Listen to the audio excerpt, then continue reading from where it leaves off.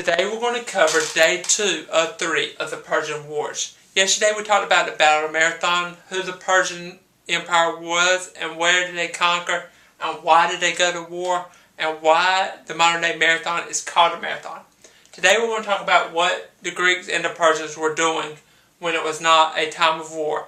We're also going to discuss the events that led up to the main battle of the Second Persian War and what happened during that war.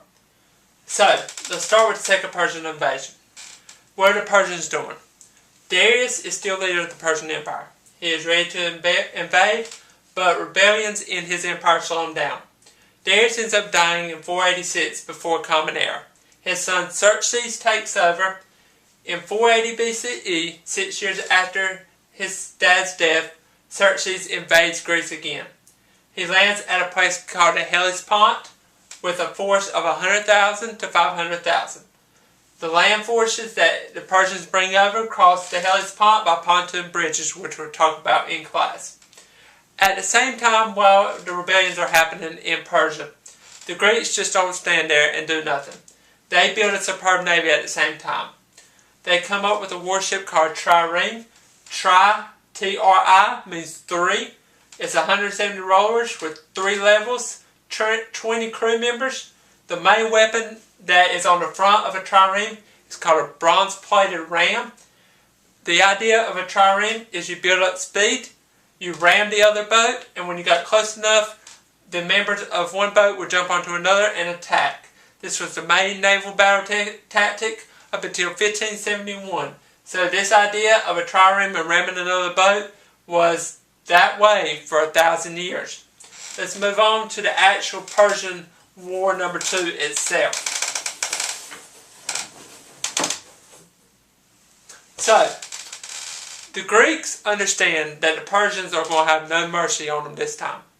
The Greeks understand that they have to organize themselves, so they organize at a place called Thermopylae. They have 300 Spartans, so it's going to be Sparta against Persia in this Persian War. It was Athens against Persia, the first one. It's Sparta against Persia this time. The Spartans are led by King Leonidas. 6,700 additional members stay along with the 300. This 6,700 are members of city-states, other city-states, as well as slaves or helots. Leonidas understands that this is going to be a suicide mission or a fight to the last man, that all of his army and all of his people are probably going to end up getting killed. He understands that. Before the battle, Xerxes offers him one last chance. He offers Leonidas to become the king of all Greece if he surrenders. Leonidas says, I want to fight. So he says no, and Xerxes, as a result, orders his men into the pass of the Spartans. The Spartans are no match.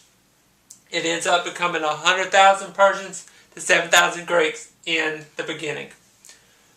An idea during this part of the Second Persian War came out known as fought in the shade. I want you to write in your notebook right now, what do you believe the idea of fought in the shade mean when we're talking about forms of war in the Second Persian War? Remember the main weapon of the Persians, and understand that this was a sunny, overcast day. So what do you think fought in the shade means?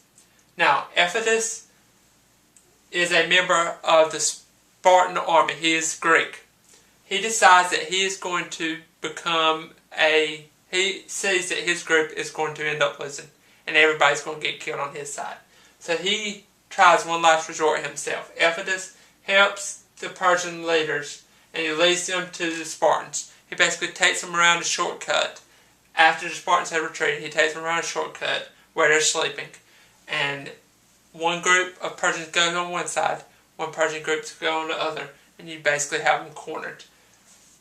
Xerxes attacks the Spartans from both sides. Leonidas, on one last effort, sends all of his forces home. The 6,700 home. 300 Spartans are left, 1,100 others stay. This is called the Spartans' last stand. 1,400 Greeks, 300 plus 11, end up getting killed. 20,000 Persians end up getting killed. including 2 of Xerxes' own brothers. So they put up a pretty good fight. What does this battle mean, though? What this battle basically meant for Greece is it was more of an emotional morale booster. It basically brought the emotional side up for all of Greece. You're going to kill all of our people for this war, then more city-states are going to get involved. More Greeks are going to get involved. Now, it was a detrimental blow to the Spartans, but it got all the rest of the city-states, or a bunch of the city-states, back on the Greek side. So today we have talked about what the Persians and the Greeks were doing when it was not wartime. We also talked about the importance of Thermopylae 300, the word traitor. We have also talked about Leonidas and Xerxes, and we've talked about what the end result of the Second Persian War was. Recap. The Persians lost the first war. The Athenians won in the Battle of Marathon. In the second battle, the Persians won over the Spartans. So we got ourselves a tie after the Second Persian War. So this is the Second Persian War, Day 2 of the Persian War series.